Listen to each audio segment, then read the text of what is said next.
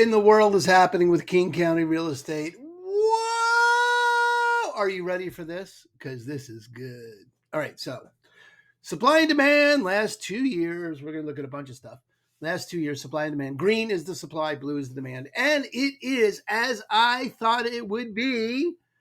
We are in an inventory expansion. You don't really get how big of an inventory expansion we're in yet, but April was as big as May last year. That's what you want to know. That April, the same number of houses came on in April as in May last year, which would, by all indications, mean May is going to be bigger than that. Which means May is going to have more listings than any month in the last 2 years. Okay? Last May was the most listings in the prior 2 years. This April. So we're getting sooner. This is really interesting. Now, buyers, roughly the same as last April, right? So last April had 2,633. This April has, come on, buddy, 2,579. So super close, right? So more listings, less buyers, prices come down. Supply and demand. Or they certainly don't go up. Okay. Now, watch this little bit of information. Let's go back. Let's go in the Wayback Machine. Let's go 10 years back. 10 years. Oh, coughing up a lung here. I got some allergy stuff going on. All right, watch this. When the little mice in the computer, on their little wheel. There we go. There's the internet. Okay. So what you've got here, let's just go back in time. So here we are right now. Up here, same as last year. Okay. Boom, boom. Then last 2 years, you've got the incredible increase in interest rates from 2% to 6%, 2% to 7%, right? So buyers were like, we're not buying, we can't buy. And sellers are like, well, they're not selling to move to a house we're going to pay 3 times as much, which is the lock-in effect we talk about all the time. So buyers, and that buyer situation has maintained at the same level over the last 3 years. So while this year has more sellers, it doesn't have more buyers. Pretty interesting. Okay, so now let's go back. You got the pandemic. This is the pandemic, the amount of inventory in the pandemic. Now, buyers, and this is all pre-pandemic here, 2019 and before, and you can see more and more people had been selling monthly, right? In a pre-pandemic April, 4,854 homes pre-pandemic. This April, we got to 4,651. We're at pre-pandemic levels. What?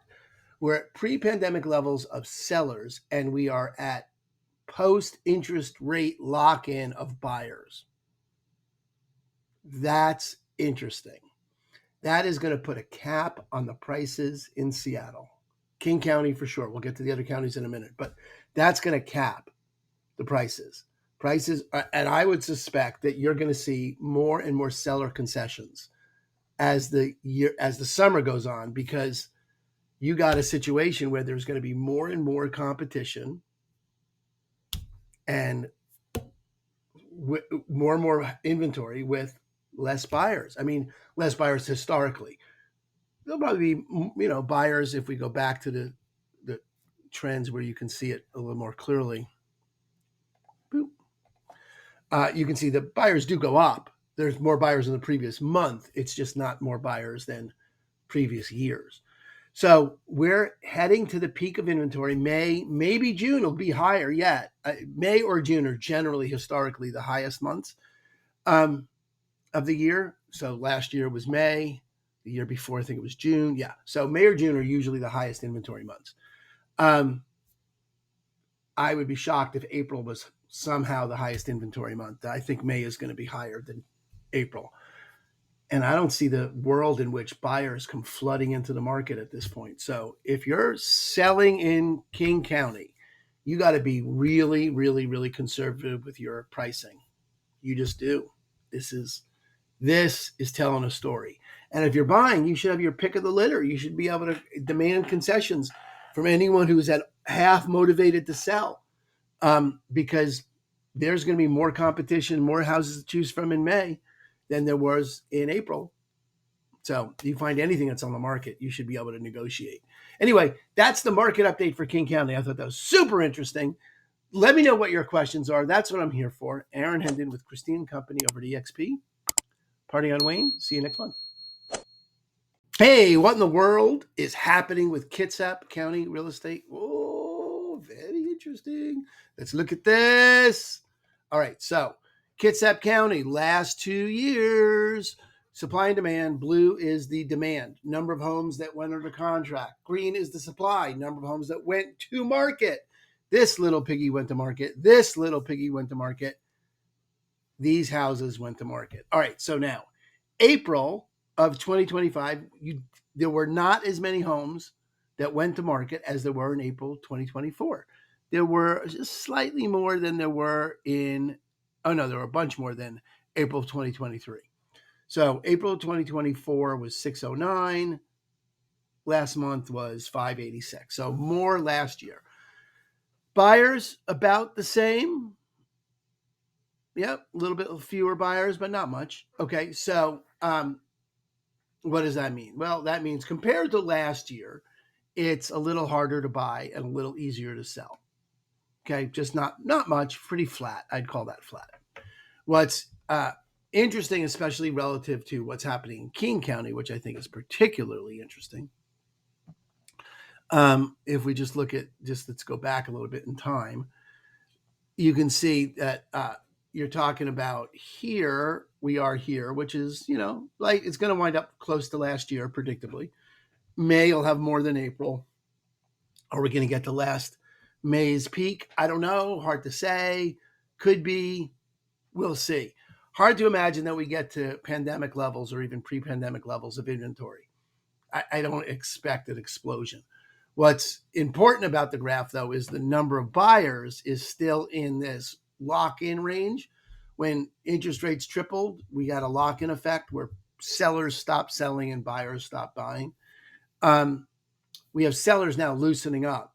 More sellers are selling, but the buyers are not flooding back to market, which is going to place a cap on the valuations. Now, it's not quite as serious of a situation as it is in King County. King County is really very obvious. You should watch that video.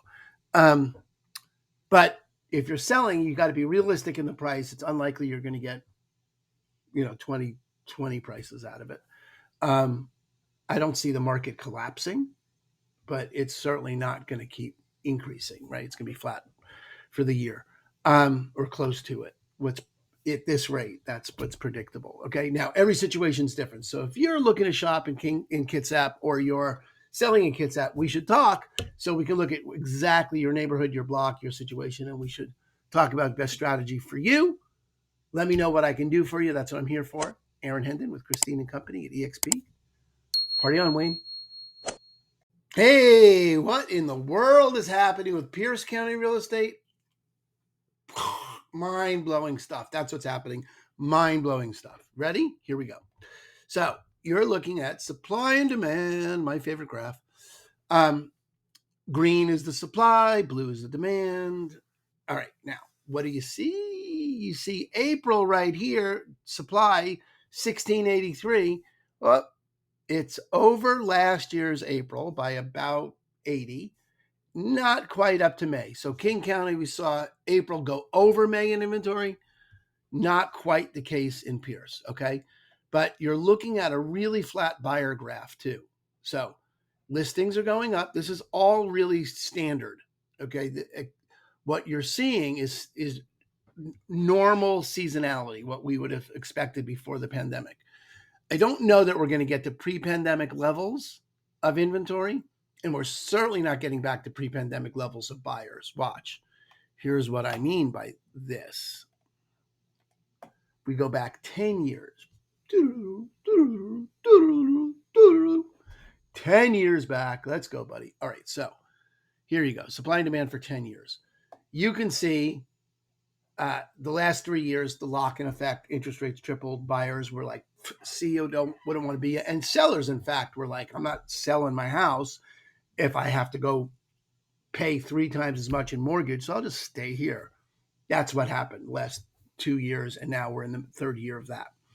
That's beginning to unwind for sellers. Sellers are now, I mean, like I said, there are more listings this year than last year already. King County is way different. Pierce is similar, but not quite as big of a gap.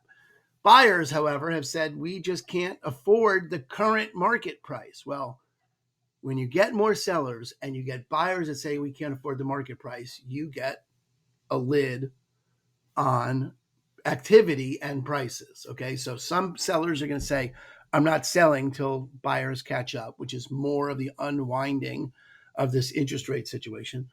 And some sellers are going to say, fine, I'll just drop the price, which over half the listings in Seattle right now have concessions from the sellers to make it more affordable. Now, you could see normal seasonality is peak is in July here. This was May last year, June, May, right? Peak is coming. So there's more inventory coming, predictably. Do we get up to, I don't think we get up to pandemic levels, and I certainly don't think we get to pre-pandemic levels of inventory in Pierce County. That'd be surprising. But you are going to see more choices. If you're shopping in Pierce, you will have more choices this month, May, than you did last month. And relatively less competition, meaning more choices without an increase or without a meaningful increase in buyers. Okay, so that means it should be easier for you to find a home in Pierce County than it was last month, certainly than it was last year, and certainly way better than it was in 2023. So you should have an easier time. If you're selling, you got to be really tight with that price. You're not going to get way over asking, and you're not going to get as much as you might have in your mind that you deserve for the house, because the market just isn't there for it right now. Okay. But every house is different. Every neighborhood's different. Every buyer is different. If you got questions about your situation, I'd love to help you with that. Aaron Hendon with Christine and Company at EXP. Give me a call and party on, Wayne. Oh, what in the world is happening with Snohomish County real estate? You ready? I don't think you're ready. I'm good. Okay, you ready? Okay, here we go. All right. Supply and demand last 2 years. Green is the supply. Number of homes that came to market. Blue is demand. Number of homes that went under contract. Couple things. You can see that buying demand is pretty flat, which it usually is, but it's last month to this month, just a slight uptick. Slight uptick in inventory. Inventory is 1445 in April here, and 1292 here. So we beat last April's. We didn't get quite up to May numbers. King County went over May's numbers, so Snohomish is a little bit behind that in terms of inventory, but this is a healthy rate of inventory, meaning there's predictably, we haven't seen the peak of inventory. Predictably May, maybe even June, but at this rate, it's probably May, will be the peak of inventory. And if you want to see the overall picture of what the 10 years looks like, check out Pierce County, because it's the Pierce County update, because it's really no different than the Pierce County update, frankly. You've got more competition, more inventory to less buyers. That's the situation. So it's going to be easier to buy in Snohomish in May than it was in April. It's going to likely be easier to buy in Snohomish in May than it was last year. And it's certainly easier to buy in Snohomish than it was in 2023. Okay. Easier to buy means less over asking, concessions, maybe under asking. I don't know that prices come down, but they certainly are not going to they're not increasing in Snohomish County. There's no reason to think they're going to increase. And there you go. Now, if you're selling, you got to know all that. You got to price it accordingly. You're not going to get last year's price. You're not going to get 2023 prices, and you're certainly not going to get the pandemic pricing situation. You're just not. It's just, there's no indication that that's going to happen here. Now, every home is different. Every situation is different. Every buyer is different. Every neighborhood. So if you have questions about your situation, you should call me, because we can get a strategy that's going to maximize your money. That's the plan, right? Not make something happen that's not going to happen, but make something happen that's the best possible outcome for what the given situation is. That's where I'd love to help you. Let me know what I can do for you. My name's Aaron Hendon with Christine and Company over at EXP. Party on, Wayne. Oh, what is happening in the world, wide world of Vashon Island real estate?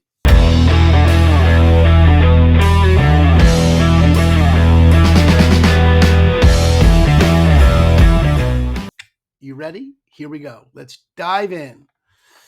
All right, supply and demand. Last 2 years, Vashon Island, green is the supply, number of new listings that came to market. Blue is the demand, number of homes that went off market.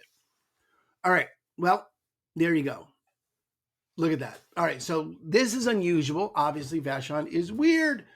It's weird because, hey, we're weird, so no excuses. It's also weird because it's a small data set. And in small data sets, you get weird data. That's, data insufficiency is a big deal. So we can only dance with what we got. So here we go. There were less homes in April than there were in March. Really, countywide, any of the surrounding counties, that doesn't happen. Okay. It didn't happen. This rarely happens at all. And it didn't happen this year. Countywide, King County had far more homes available in April than they did in March. Not so Vashon. Vashon, it's pretty close, went from 35 to 33. So pretty close. And buyers from 21 to 22. Okay, so buyers went up a little bit. That's still a lot of inventory. That's the same as last year, May. So this April was the same as last May, meaning this is a way higher inventory year than last year, and way more inventory than 2023. And the buyers, so you got to get some context here for where buyers are in this equation. Let's just go back into the Wayback Machine. 10 years. All right. So you can see 10 years, buyers all the way up here around, peak around 30. No. We're not going to get there this year.